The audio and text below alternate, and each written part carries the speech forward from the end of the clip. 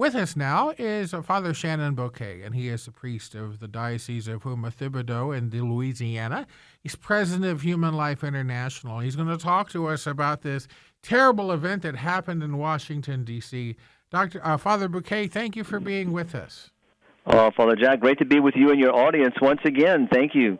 You know, it's really tragic when people can watch this insanity of Johnny Depp and his ex-wife/girlfriend, whatever, all the sort of details, and yet 115 aborted children were found in D.C. and they were buried by a priest, and yet no one in the government of Washington D.C. or in the national media has spoken a word about it. No, it goes back to something that I know you've talked about many times. I've talked about many times and written about is we've just gotten so desensitized to this issue. One, because the media refuses to pick it up. The narrative of our current culture doesn't want these things to come to the surface. And as horrible as the situation is, and all the details and the images, but what it does, though, this story keeps coming back up, and it helps us to keep this situation front and center in people's minds. That every day in this nation, across this nation, the lives of innocent boys and girls, nascent life, is being destroyed, and human life is being disregarded, degraded. And we, as a culture, need to awaken to this. And this situation, once again, forces us, and even though the media's tried to hide it, and they're doing a pretty good job of it, but there are enough people talking about it. We have a number of Congress men and women and senators who are with us in this great cause, who are keeping it front and center. And I'm hopeful that this will not just be swept under the rug, as the D.C. police chief is trying to do, and others are trying to do. We need to keep talking about it. So, Father, I thank you today, for keeping it also front and center for our Catholic audience and other listeners today. Well, it's just unbelievable, Father, that the dignity or lack of dignity of any human life now. If you can't make it out of the womb, or in some places, even if you barely make it out of the womb, you're a target for murder. And it's just, and especially governments whose job is to protect the citizenry, and especially heinous crimes where children are thrown into dumpsters. Exactly. And for them to do nothing or to say nothing. What has been the police chief's response? Has he even acknowledged? I thought there was some opportunity. I'm not sure. You can correct me on this. But wasn't the person who discovered them possibly up for charges because of disturbing public property? Correct. Yeah, what they're doing is they're both of the two of the ladies that were involved in this out of the three, as far as I understand from recent articles and just trying to keep up with things, and they change so quickly, were being charged, in this situation. And you're thinking about here we have, as some of the doctors that I speak about in my article on the subject, are acknowledging there are many questions here particularly about all 115 children deserve to be respected and remembered, and remind us that every one of those lives is of equal value. But there are 5 of those children that we know to have been beyond viability. In other words, they could live outside the womb. And we know that, especially the last child that I speak about in my column was a little girl, and, which looks like it was a partial birth abortion, which is illegal. And so, but the investigation is still at a standstill, and you would think, again, because the fact that we have laws that have been broken, but the ladies involved, as much as I understand the story, Father, is, when they approached the person who was working for this waste management company, they had a conversation, they mentioned, as many of the stories reveal, what they thought were inside the crates or boxes, and they asked if they could take them. And so it's not like they walked into a building and stole anything. It's not like they held the person up with a weapon and said, "Give me the box." They addressed the situation, and the guy gave them the box, and they took it down to their apartment. And that's where the story unfolds. But what's so tragic is that the chief, thus to this moment still, as far as I understand, has not moved any further in investigation. As far as they're concerned, the case is closed on what the abortionist did or did not do, and now they've turned their attention to really to push whatever legal means they can upon the ladies engaged, and to hold them accountable as if they've done something wrong.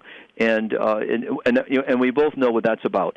Let's silence people from even trying to do anything. Let's keep people's voice quiet. But this is, I think, what the ladies have revealed to us is that we have an unjust situation.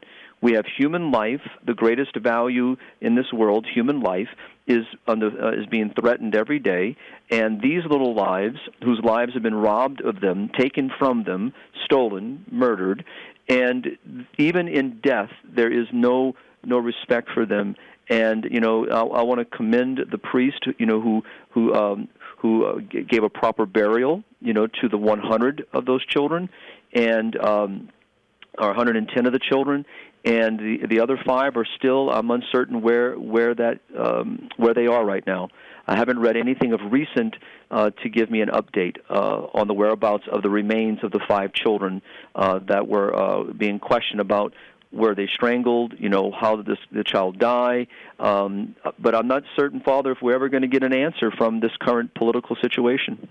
It's a shame that, Father, as your article reported, that they could not find a pathologist who would do an autopsy of these 5 children and give the cause of death.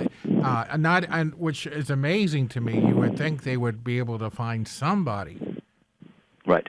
Well, we saw the same thing with remember the whole Gosnell situation, and the idea here is we've been here before. We've been in situations similar to this situation, and again, we would think we would have learned. And you're right, Father. There's got to be maybe the pathologist that they approached, obviously did not want to get involved. They knew the ramifications of it.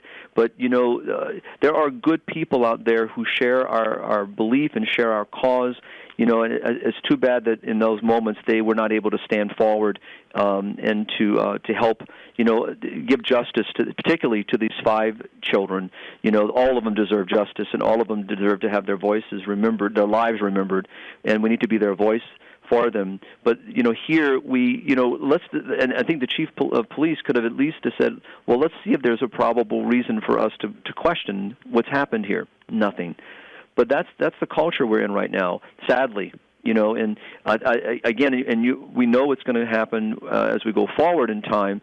As we look at waiting for the Supreme Court in its decision with Dobbs and Jackson out of Mississippi.